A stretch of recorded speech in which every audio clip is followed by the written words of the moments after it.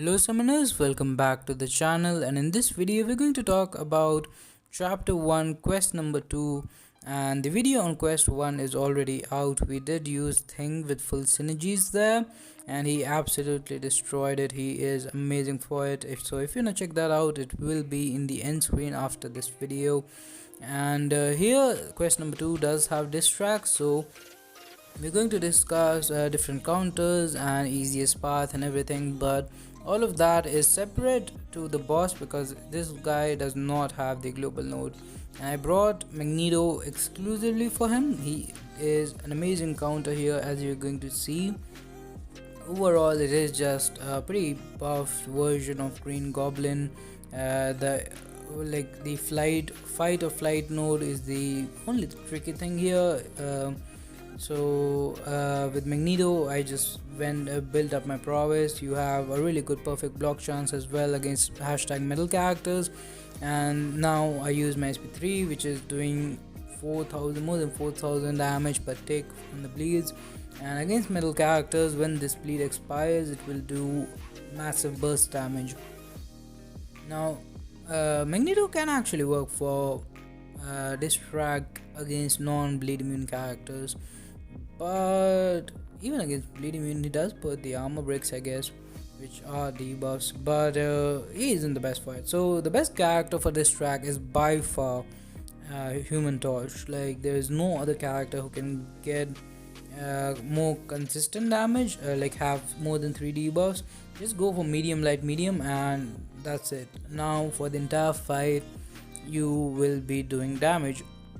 Plus this chapter also have the science enhancement thing, so you're also gaining furies, and you'll see by the end of the fight Torch is actually doing some pretty nice medium attack damage as well. Now this is tricky.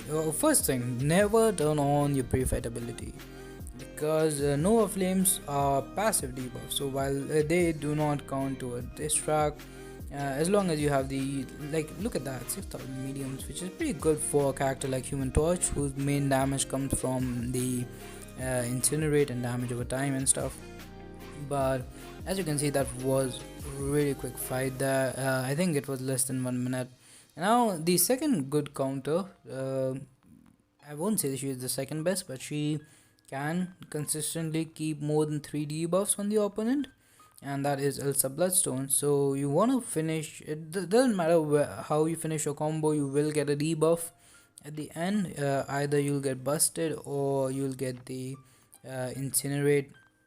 I make a lot of mistakes here, but that is the reason I'm just going to show. It's not a full fight, it is much longer than what Human Torch took. As you can see, we are not doing insane damage, we're not doing bad damage either, especially after SP2s.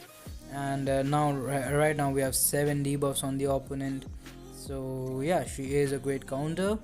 But pretty soon here we're going to move. Also this path has whenever you fill 1 bar of power, you get power sting on you, which is a really annoying node, but because of Elsa's ability she can just dash back and shrug it off, which is nice interaction.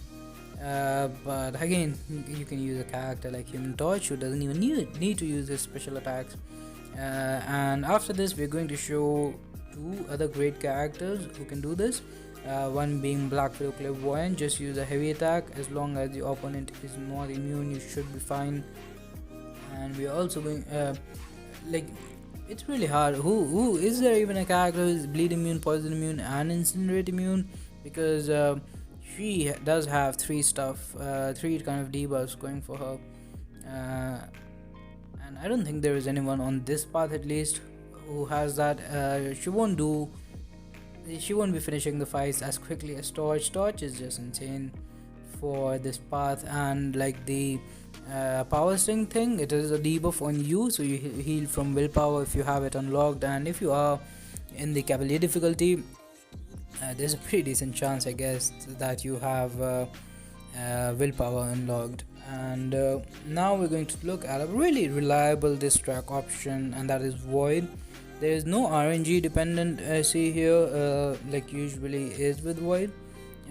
Just get 3 debuffs, any debuffs, like if you get Like even if two of them are of the same kind, doesn't matter. It does matter on the regen damage, but they still count as three debuffs. It doesn't have to be three separate debuffs, which is why characters like Archangel could also work. Although do remember that neurotoxins are passive debuffs, so as long unless you have bleed or poison on the opponent, the neurotoxins won't be dealing any damage. But yeah, other counters, there are a lot of characters who can put debuff, especially like bleed champions. So many bleed characters in this game. Characters like Gwenpool can do it. Characters like the new Black Widow with her shocks can do it. And who else? Like a lot of skill characters, I guess, put some multiple bleeds. Even characters like X23 could be useful, although you won't probably will not have three or more bleeds consistently. But yeah, these in my opinion are the best options. And then you can go if like you don't have them, then you can look further in your roster, see for characters who can apply two debuffs at least, and then third one could be parry.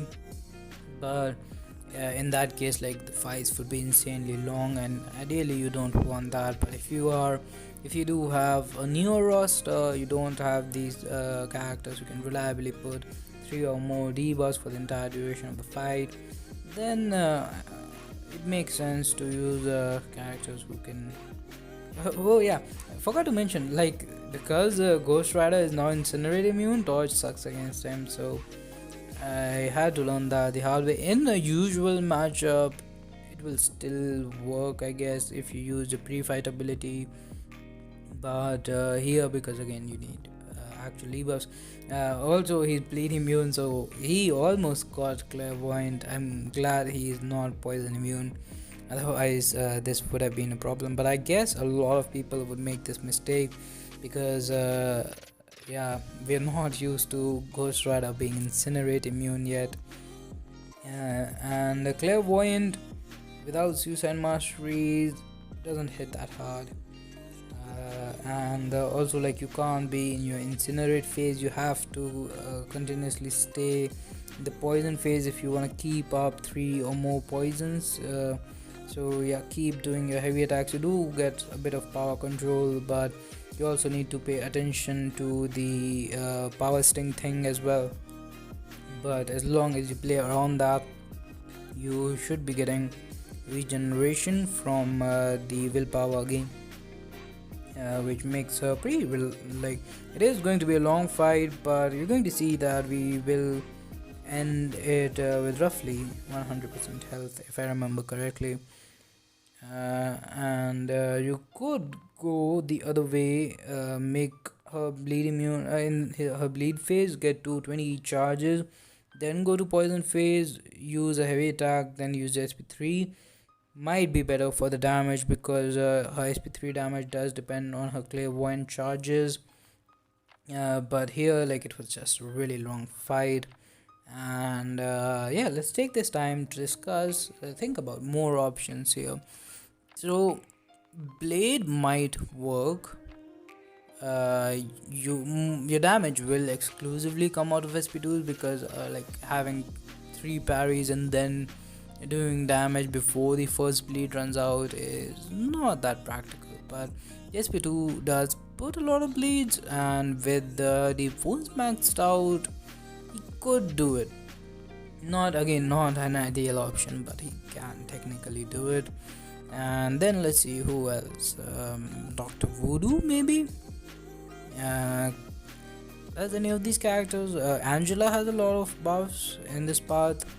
You could convert them all in poison, and even otherwise, as long as the opponent isn't poison immune, he could go for like build up the Loas and then go for SP1. Not ideal again, but it could work. Who else? Man Thing has some debuffs, I think. Not even sure.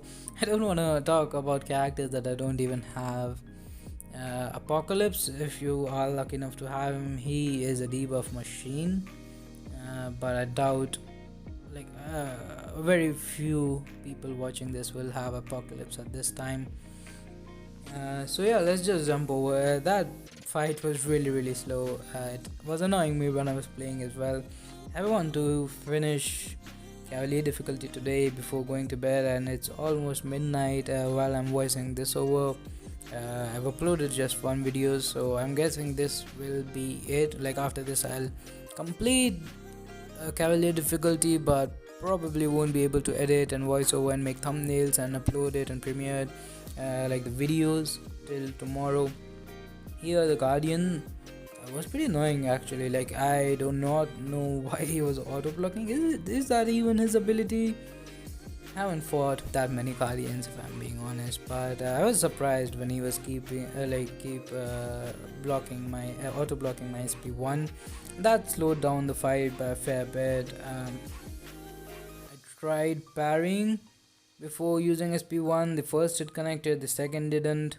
So yeah, this is not a great fight for Void, but once you build the first, also Fear of the Void is another passive. It counts as having all of your 3 debuffs, but because it is a passive and a single thing, it doesn't count towards Disstrack. It does have the effect of those debuffs, but it doesn't count as 3 individual debuffs.